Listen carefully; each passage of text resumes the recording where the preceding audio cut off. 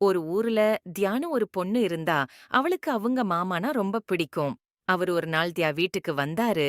அது கிறிஸ்துமஸ் நேரம்கிறதுனால தியாவுக்கு ஒரு பரிசும் கொண்டு வந்தாரு.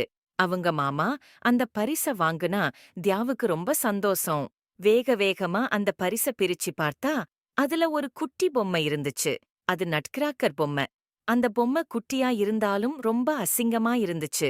இருந்தாலும் தன்னோட மாமா கொடுத்த பொம்மைய எடுத்து அதே மாதிரி போர் வீரர்கள் இருக்கிற இடத்துல கொண்டு போய் வச்சா தியா. அன்னைக்கு ராத்திரி தியாவுக்கு விசித்திரமான ஒரு கனவு வந்துச்சு. அந்த கனவுல அவ வீடு முழுசும் நிறைய எலிங்க அங்கிட்டும் இங்கிட்டும் ஓடிக்கிட்டே இருந்துச்சுங்க. அதுங்களோட சேர்த்து 7 தலை எலி ராணியும் அங்க வந்து எல்லாத்தையும் பிச்சி போட ஆரம்பிச்சுச்சு. அப்ப வீரனான அந்த நட்கிராக்கர் பொம்மை தன் கூட இருந்த போர் வீரர்கள் பொம்மை கிட்ட பேச ஆரம்பிச்சுச்சு.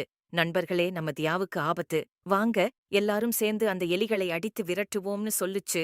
உடனே பக்கத்துல இருந்த போர் வீரர்கள் பொம்மைகள் எல்லாம் ஒன்னா சேர்ந்து தரையில இறங்குச்சுங்க. அப்பதான் அட்டகாசம் செஞ்சுகிட்டு இருந்த எலிங்க எல்லாத்தையும் அடிச்சு துரத்த ஆரம்பிச்சாங்க. அந்த குட்டி போர் வீரர்கள் எல்லாம் குட்டி கத்தி, குட்டி துப்பாக்கின்னு எல்லாத்தையும் பயன்படுத்தி எலிகளை துரத்த ஆரம்பிச்சாங்க.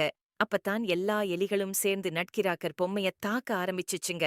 ஆனா ரொம்ப கஷ்டப்பட்டு அந்த எலிங்க கூட சண்டை போட ஆரம்பிச்சுச்சு. அந்த நட்கிராக்கர் பொம்மை அப்பா டக்குன்னு கனவு கலைஞ்சு முழிப்பு வந்துடுச்சு. தியாவுக்கு தனக்கு வந்த கனவ பத்தி எல்லார்கிட்டயும் சொன்னா தியா. அதை எல்லாரும் சாதாரண கனவா எடுத்துக்கிட்டாங்க. உடனே அவங்க மாமா கிட்ட போன தியா தன்னோட கனவுல நடந்ததையெல்லாம் சொல்ல ஆரம்பிச்சா. அப்பதான் நட்கிராக்கர் பொம்மையோட உண்மையான கதைய அவளுக்கு சொன்னாரு. அந்த மாமா ஒரு அழகான இளவரசி இருந்த அரண்மனையில ஒரு எலி ராணி இருந்தாங்க. அவங்களோட 7 எலி குட்டிகளை அங்கிருந்த காவலர்கள் எலி பொறி வச்சு கொன்னுட்டாங்க. அதனால அந்த இளவரசிக்கு சாபம் கொடுத்தாங்க. அந்த எலி ராணி உடனே அந்த அழகான இளவரசி கிழவியா மாறிட்டாங்க. அந்த சாபத்துக்கு விமோச்சனமா அந்த இளவரசிக்காக தன்னோட அழக குடுக்கிற ஒருத்தர் இளவரசி முன்னாடி பாதாம் கொட்டைய கடிக்கணும்னு சொன்னாங்க. இளவரசிய காப்பாத்த அந்த நாட்டோட தளபதி அந்த கொட்டைய கடிச்சு உடைச்சாரு. அதுக்கப்புறமாத்தான் அவருக்கு நட்கிராக்கர்னு பேர் வந்துச்சு. அந்த கொட்டைய கடிச்சதும் அந்த தளபதியோட முகம் ரொம்ப அவலட்சணமான மாறிடுச்சு. இருந்தாலும் இளவரசி திரும்பவும் நல்லா மாறிட்டாங்க.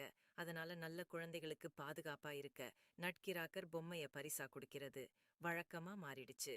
Please subscribe our channel friends.